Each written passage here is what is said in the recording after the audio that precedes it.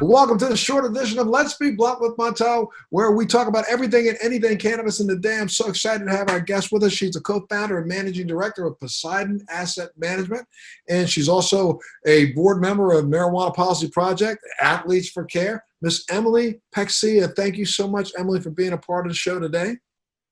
Thank you so much for having me, Montel. Absolutely. Look, we do a little fun thing with this little short segment. You get to ask me a question, knowing that, you get to answer a lot of questions on an hour-long interview that we do. What question do you have for me?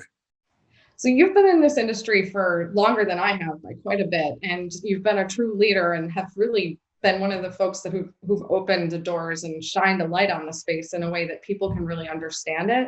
I'm curious, in all of the time that you've been in the space since the early 2000s, what has been something that's surprised you the most about what has happened in that time in cannabis? What's really surprised me, I've been involved now since 2020. And what surprised me the most, I'm sorry, not 2020, since 2000. And what has surprised me the most is that it's taken us this long. It's 2020 and we still haven't changed the perceptions of cannabis the way they should have been and could have been and would have been and need to be changed. I'm just so shocked that I walk up to people and, I'll have a conversation with a politician who doesn't even know that the United States government owns a patent on cannabinoids.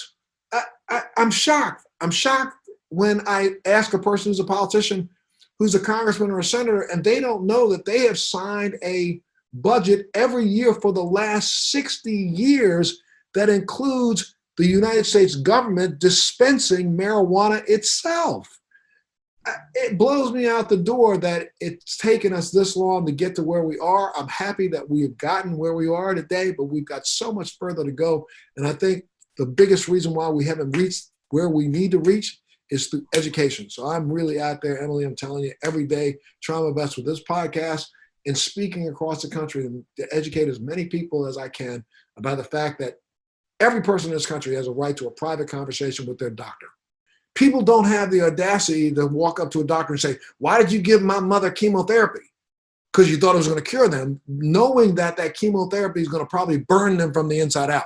But we let that happen and don't say anything. But the second somebody finds out that another doctor has recommended a person cannabis, they all got something to say. And it's no one's business but that patient and that doctor.